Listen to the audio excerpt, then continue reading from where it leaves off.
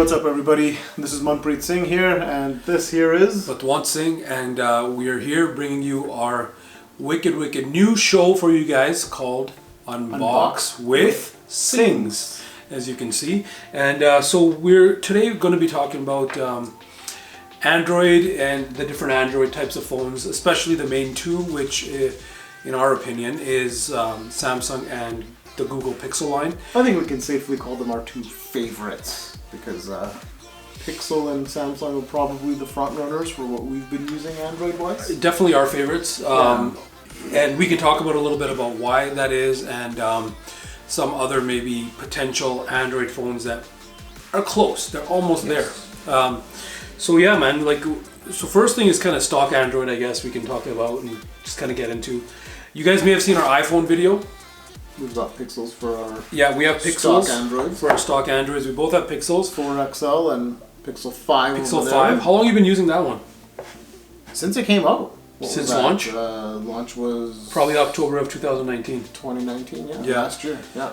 Yeah. So it's been a year. So over a year, sorry, yeah. How's it been for you with that? So remember, with the Pixel 4 series, they not the A's, but the 4 series, 4 and 4 XL, they introduced sort of the Face ID type of Apple Face ID type of, what's it called, Soli? The secure Face ID.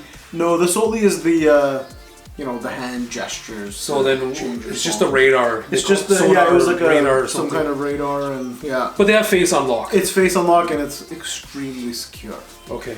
And that's what I love about it. And there's no fingerprint sensor on that one. No fingerprint sensor on it. You can see the back is totally clean. Nothing there except for the 2 cameras in the front. You've got a forehead. There's no notch or anything. It's a forehead. It doesn't have the second camera like the Pixel 3s did. Yeah. That was kind of cool. It was nice having the wide angle camera. And I have a Pixel 3 XL, which I gave to my sister, but that was my primary Pixel before I went down this route, which I'll talk about. This was an adventure for me as well. But so stock Android with the Pixels, there's just some pros and cons about stock Android. Mainly for me, I don't think there's many cons other than what has Samsung done their own way that stock Android doesn't have. I feel like some of those become cons inside of stock Android, because if Samsung can do it, why can't Google just build it in? Exactly. So a few things like some customizations. For me personally, I like the fact that I can customize Samsung a little bit more, and their keyboard situation. I don't know. I don't use Google keyboard anymore. I don't use the Samsung keyboard anymore. I use SwiftKey. I still use the Gboard, so that's something that's I love using the Google keyboard. Yeah. So what about icons? I think the icons on the Pixel are my favorite. And I like those too. They're round and they're small. I like having tiny icons. You'll notice I have Pixel icons on my Samsung too. Yeah. So that's the thing. See that they are customizable. The only thing I find with the Samsungs is not all of the icons become round. That's true. Not the stock ones. Even if they do force them to become round, it's like the shape of the Samsung one inside of a circle. Yeah, exactly. Yeah. It's really strange, but that's one thing about Samsung. They're a lot more customizable. You can customize your icons. You can put themes on there. Go through the Galaxy Store. Exactly. Go through the Galaxy Store and you have many different things. The video lock screen, I think, is one of the coolest things. Yeah. Like just right now you see a bunch of planets spinning on my phone.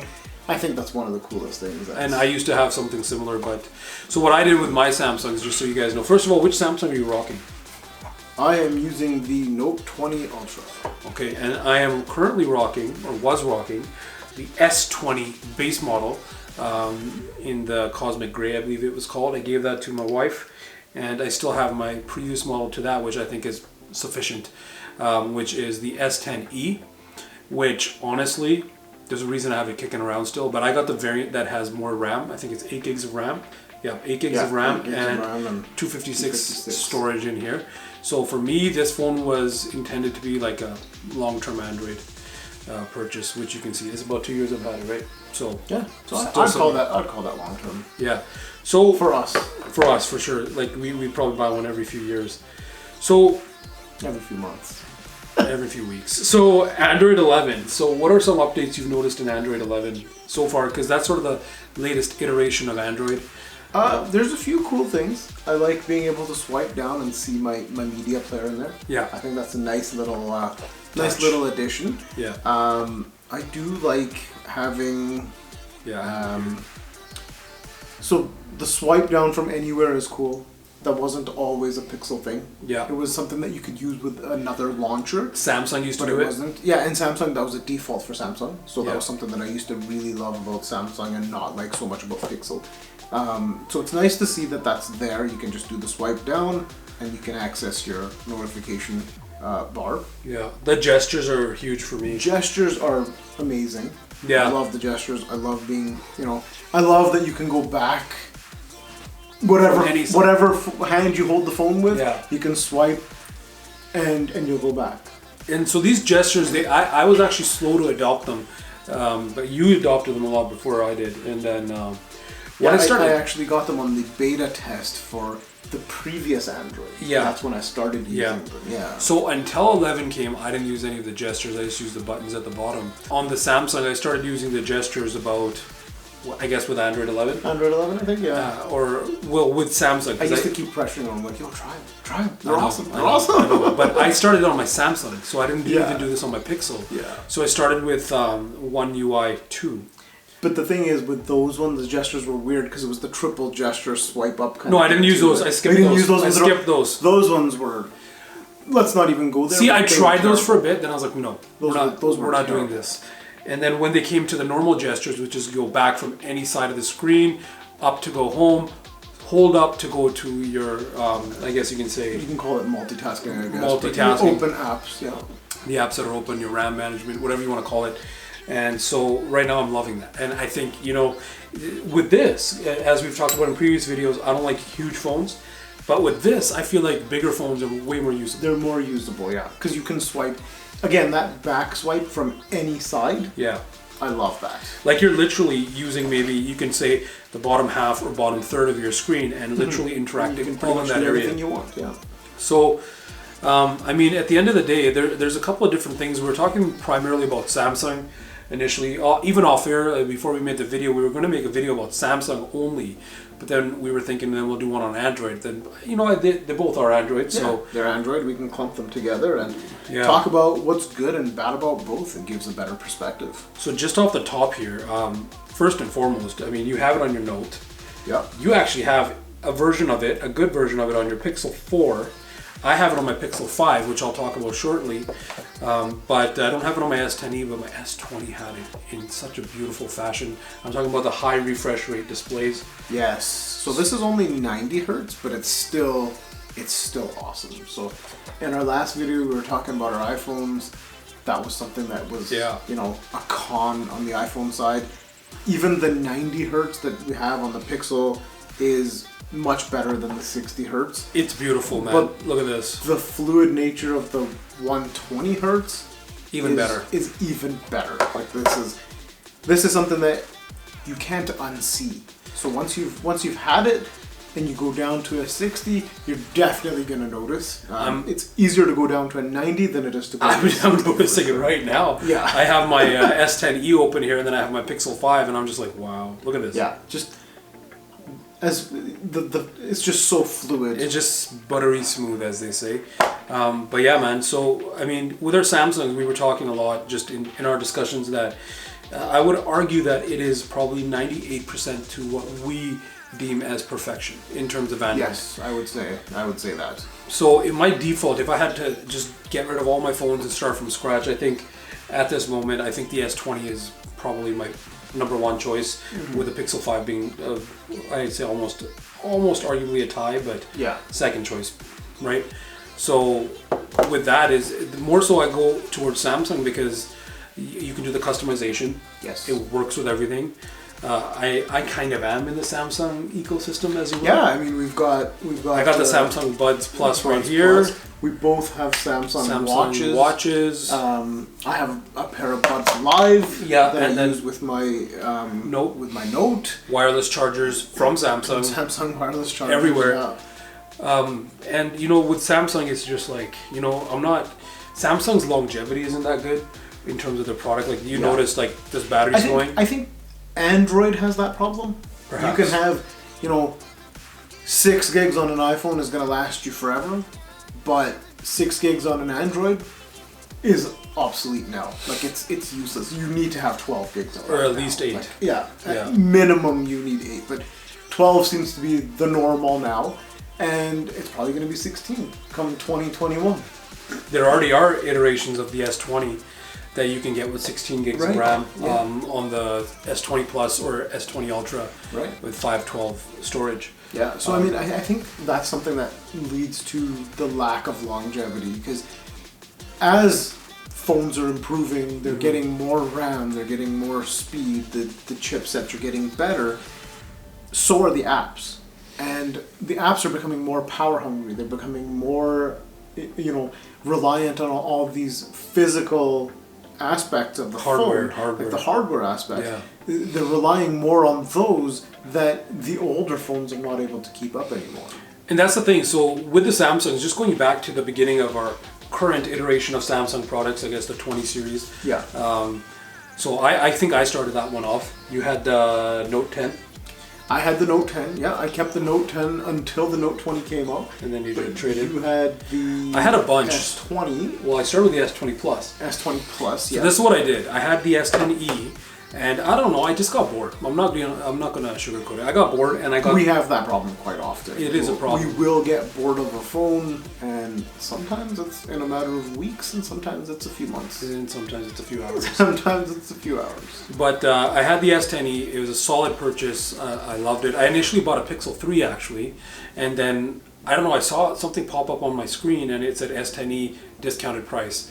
Long story short, I went out and bought one, and I was like, "Whoa, this is way better than the Pixel 3." In terms of how it feels, in terms of fingerprint sensor in the button. A lot of people who have the S10e know this is actually probably one of the best built phones all around, and I feel like next year's iPhone even might do, because they already have Touch ID inside the button on the iPad Air. So I feel like... So I think that might...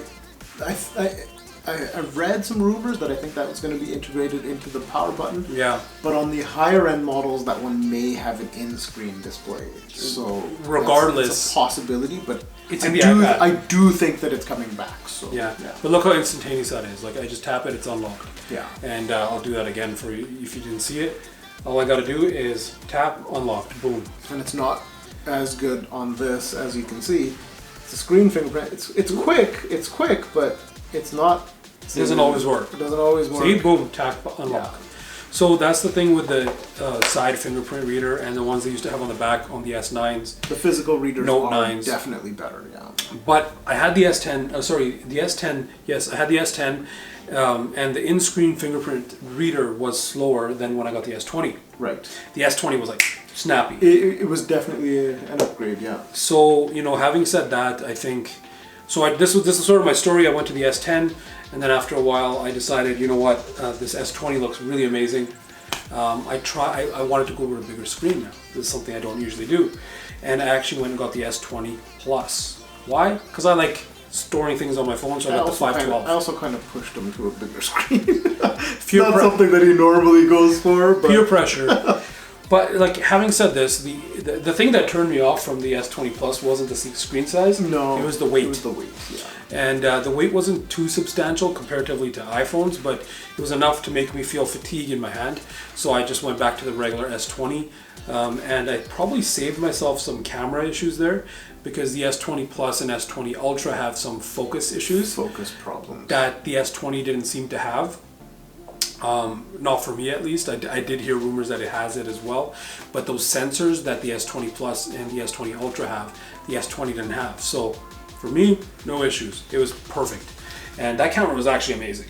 Yeah, and I mean, when I had the S20 Ultra, we had it for a bit. We did see those focus problems that happened. They were very, very apparent on video.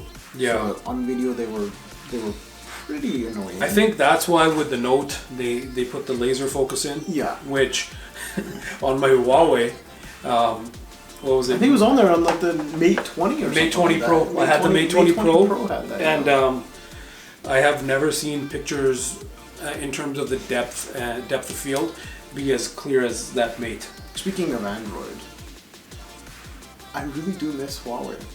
So we both had a Mate 20 for a while. Yeah. He had it considerably longer than I did. Yes. But man, did I love that phone.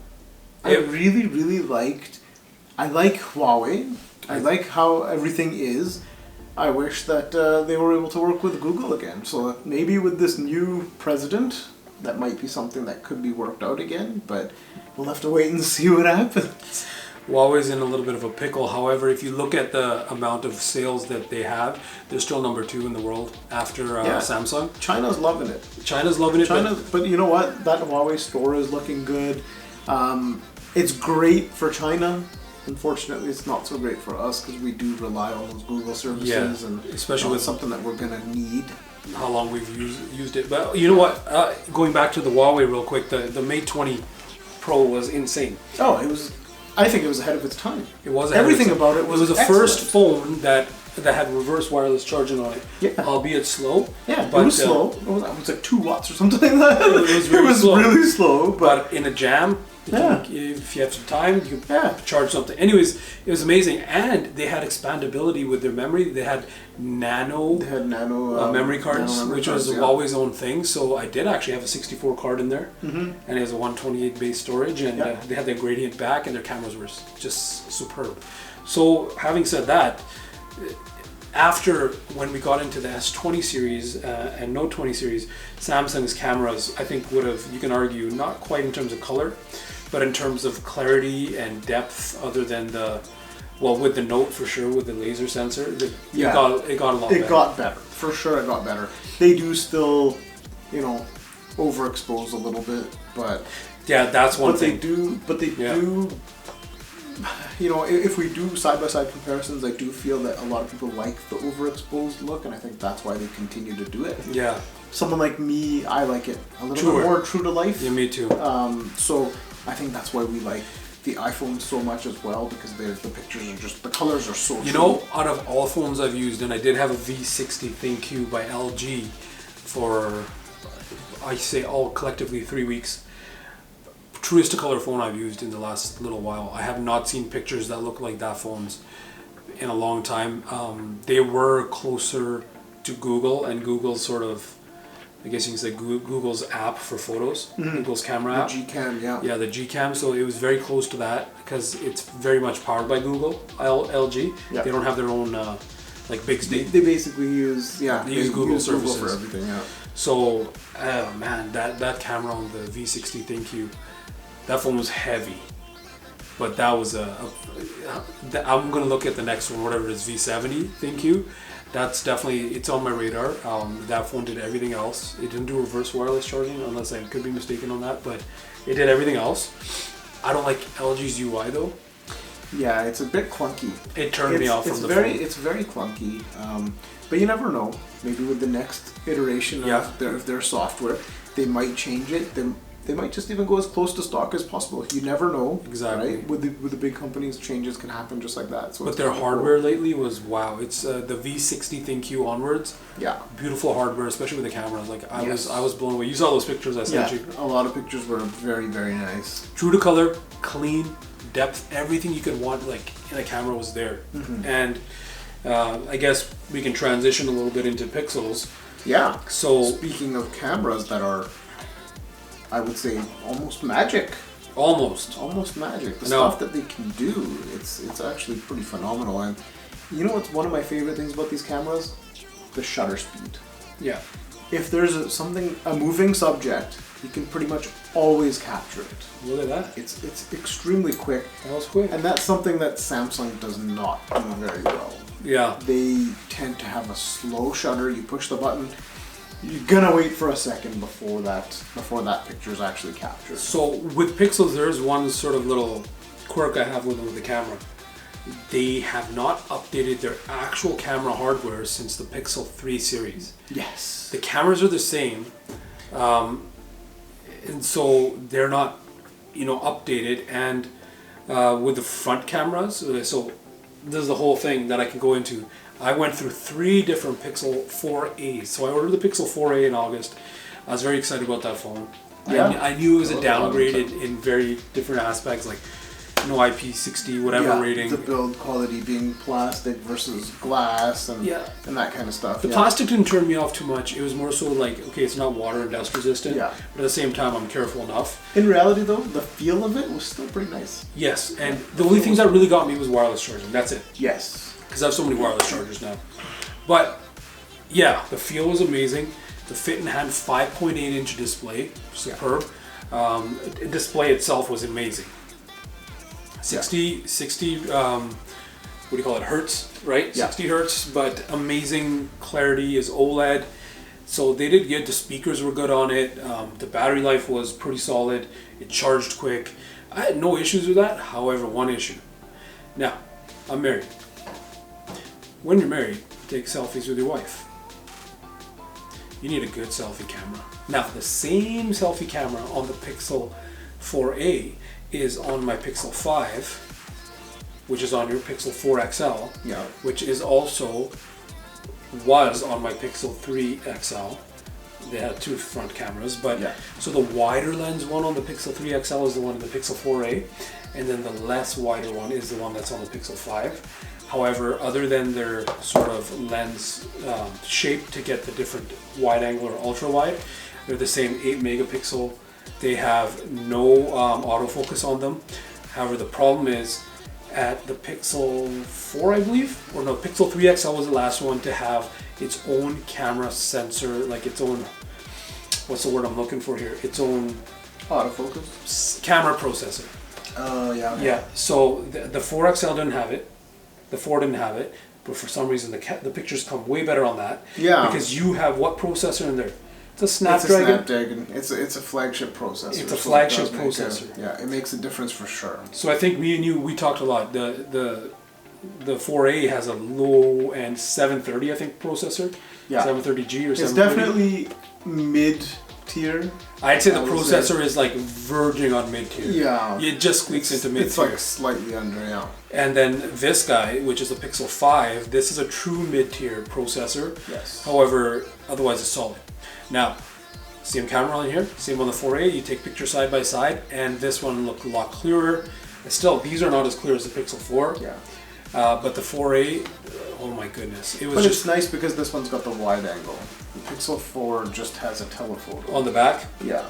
So it's got two cameras, but one's a telephoto and one's a regular. So it's not sure what the decision-making process was there. But I just think people wanted wide angle. Like I'm using it now, looking at it. Yeah. It's still okay, and the video features on the 5 are pretty solid. Yeah. Overall, though, this phone, man, this one impressed me simply because the price was lower because of the processor and some of the specs. But what they were able to do with the Pixel 5 to cause me to buy it was amazing because it's almost the exact same as my Samsung S10e, which I've been missing. Yes. By the one S20, you don't want to use this, right? But these are arguable, and this is a 6-inch display, whereas this one is a 5.8, so there's a minor difference. However, but the footprint is almost exactly the same. The Pixel is ever so slightly bigger. Yeah, but even then, if you weren't holding them side by side, you'd never know. Yeah, and if you just open the actual display and look at the display, then it is. But if you look at the phone's actual hardware, then it's not much of a difference. Yeah. Regardless, this Pixel 5 is solid. 90 hertz, buttery smooth. I can reverse wireless charge, so I can charge my Samsung watch, my headphones, wireless everything. This is up to speed. This is a flagship. It is, albeit probably at the bottom spectrum of flagships, but for what I do, it's the Google flagship.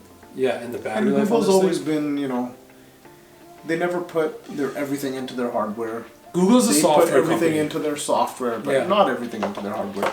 But what they've done with the Google Pixel 5, like what they've been able to make happen with, not flagship specs, it's actually pretty amazing. So other than the front-facing camera, the selfie camera in the Pixel 4a and 5, even the 5 is okay, but the 4a, I'd still say the 4a is arguably the phone of the year, in my opinion. Yeah. Simply for the price that it is. For that range of phone, for sure. Yeah, it's what, a $300 phone, US, 400 and something Canadian, 480. It's an excellent value. excellent value. Amazing. And it'll last. Google will give you 4 or 5 years of software support on it too. I think I would choose that over any of the, the Samsung A series. I would choose it over. I'd probably choose it over the OnePlus Nord as well. I do like OnePlus, but there's some stuff that they do. So you had the 8 Pro. I did have the OnePlus 8 Pro for a little while. Yeah. I used it to take as my main phone. X-ray pictures of my shirt. I took some see-through pictures.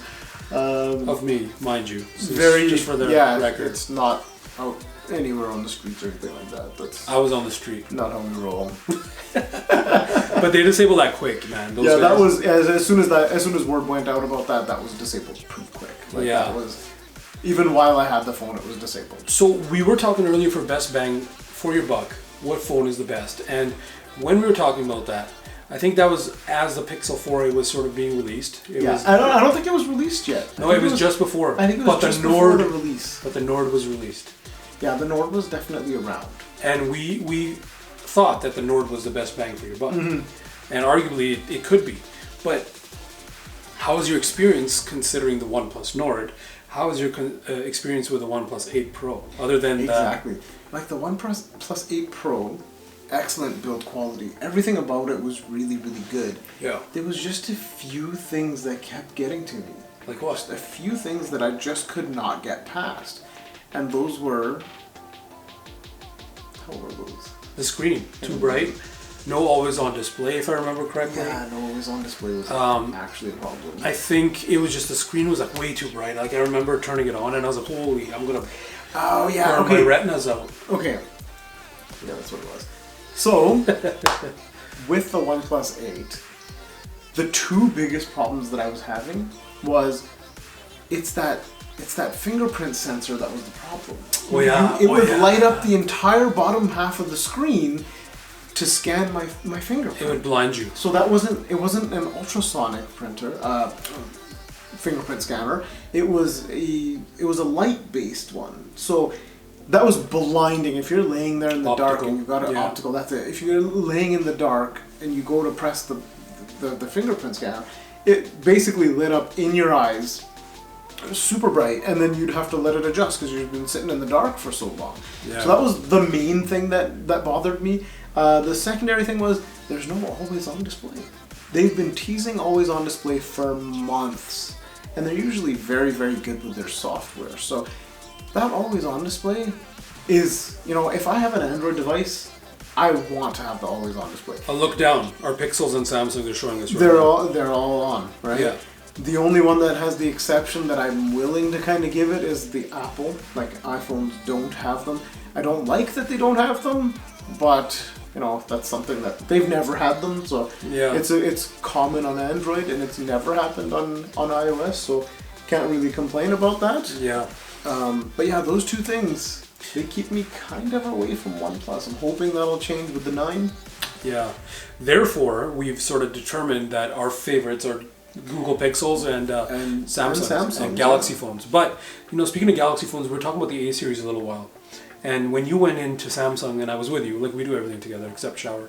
So when you went to the Samsung store, wait, no. So when you went to the Samsung, get your lines out of the gutter. Yeah, put them out of there. So when you went in to get your Note, I was looking at the A series phone. I was looking at the A71. Yes. Yeah. And I was like, there was tempt there. I told you. Grab it, yeah. I told you, hey, maybe if you see it because it was out of stock, go grab it for me. Yeah. But the reason I was looking at that was because it was the same physical size as the S20 Plus, which I alluded to earlier that I had, and I liked the S20 Plus except it was heavy. But the A71 A series is much lighter. And I was like, whoa, I can use this. But I had the S20 by then, so I was like, S20 was quite expensive when I got it, even though I got it through a carrier. Comparatively to the new one, which is the S20 FE, which is now, if you think about all my complaints and what I wanted, that probably is the one. Because it's lighter, it's made out of plastic. Yeah, it is lighter for sure. Same battery capacity, the S20 Plus.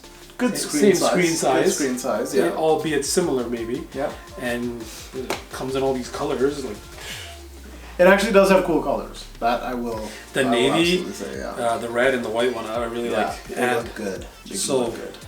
I mean, it has everything else. It has reverse wireless charging, 120 hertz. You look at the price of that, which is I think 900 Canadian. Yeah. And then you look at the 1,300 Canadian, $400 difference for the S20, which is smaller. Keep in mind, me saying this, smaller phones are not necessarily, small phones are not necessarily less powerful. Some of them are just as good. Yeah. But, I would just rather pay $400 less to get an FE. I could use that $400 for a Pixel 4a if I needed to. That's true. Or you could an iPhone SE. end up with two different phones. Yeah. You can be in two different ecosystems, Samsung and Apple at the same time. Yeah. So that's Android in a nutshell. The A series are definitely really good by Samsung. The only thing with Samsung is their longevity of use. It seems to bog down. Like the system bogs down, the battery kind of starts dying quicker, depleting quicker. I had some issues with my Note 20 getting slow. Yeah, you had to factory reset it. I had to factory reset it. Yeah, we were talking about you returning it or taking it back. Yeah, and I was thinking, if it happens again, I'm going to have to probably, get some warranty repairs or get it replaced or something like this is. And it's still something that I'm keeping an eye on. It's only a couple, 2-3 months old. Yeah, I bought this at launch as well. What was August? So this was at launch in August, yeah. So late August is when I got this. So. And now, we're talking here at this very point, but January's coming, and January 14th is allegedly the day they're going to launch the S21. S21. So at least the announcement will be made, I think, on the day. And then, usually a few weeks after is when there's the actual launch of the product. Too. See, here's where I don't feel bad giving mine away to my wife, my S20. Because now I'm using an S10e, and I used to always, traditionally, except for the last 2 years, since tech has just been so cool, I used to wait at least every 2 iterations of, when I was in my iPhone days, I used to go iPhone every second model, and I wouldn't get the 5, I'd get the 5S, which is refined, right? And same thing with OnePlus, I'd try to get the T if I ever did. Yeah. So at the same time, 21 is a little bit better than 20, arguably, but I think after the S8, the S9 was around the same physical hardware size and everything. They did some improvements, so it was kind of like the second version of it. But that's sort of Android in a nutshell. Well, I think. Actually, you know what? One thing. Yeah. Before we wrap up, we were talking about Samsung being 98% the perfect phone. Oh my goodness. I know exactly where we're going with this. What, in your opinion, is going to make it put it up that other 2%? I'll show you. So I hacked my Samsung S10e to do it. So when you swipe towards the right, you get Bixby. Let me show you. Hold on. Oh yeah, let's see that. Wait, you know what? I actually have it turned off. That's really funny. I wonder why you would turn it off. I can turn it on to show you guys. Don't even turn it on. There we go. I turned it on. Welcome to Samsung Daily. And here's the thing, I had that on my S20. Every time I did that, it would refresh. And there's ads. Samsung, why do you put ads in your... We've already spent thousands of dollars on your phone. Literally. There's no need to put ads into the phone. And in your Galaxy store, there's ads. I use Samsung Health because of my watch and everything. There's ads at the bottom of that. Yeah. There's ads in every single Samsung app. Why? Okay, so those need to stop. Yeah, so when you open Bixby Home, so this is where I really wish. So one thing is the ads. I hate them. Get them out. We're already paying you, right? You don't need to advertise. We have your product. The other thing is this. There's my hack. I got a Google News feed here. That's all I want. You put Google's news feed the way it is designed in a pixel. Swipe over and you got Google Now or whatever it's called. That's all I want. The Google feed, yeah. That's all I want, Samsung. That would be something that would probably push it up to that 100% level. Yeah. I would probably be with Samsung forever if those two things are taken care of. That would definitely push it to 100% for me. I think it'd be at 99.997% for me. Yeah. Because the ads, you lost something. Yeah. So, at the end of the day, Samsung, hope you're listening. And if anybody wants to sponsor us, send us your review units. Send us review units or whatever it is. Yeah. If you want to sponsor us in terms of cases, skins, anything like that, we'll be happy to review them and kind of get the message out there for you. But yeah, I think that takes care of Android for us, unless if there's something else you wanted to add. I think we have a few things coming up soon. We have some unboxing videos for you guys. We have a lot of different Google gadgets that I have coming. Yeah, and we've got some random other gadgets too. Some power banks and just random things that we've acquired over the last few weeks. With Black Friday, Cyber Monday. Yeah. So you know what? Having said that, it's probably going to be one of the last times we're sitting together. In fact, we made all of our videos today because of COVID and restrictions with COVID. Restrictions that are being applied. Yeah. Yeah. So hopefully, first and foremost, if you guys have liked our videos so far, we've probably put out 3 or 4. Like them, share, subscribe. Yeah, subscribe and share our videos. But more so than that, we want to interact with you guys, and they can do that by leave us a comment, ask us questions, give us suggestions on things that we can improve, things that would help you either understand the products more or just give you a better idea of what it is that we're about, and let us know what you're using. Yeah, let us know what you're using. Exactly. And let us know if there's something that maybe we missed that you have an experience with, and you'd like us to share that as well. I think those are all things that are going to be helpful. That would be very much awesome. And just so you guys know, last Android point for tonight. Here's a Palm 1 with Nova launcher on it, Nova Prime, full gestures, Android. Got a Google Home feed, it did, but I have to re-able it because it's disabled.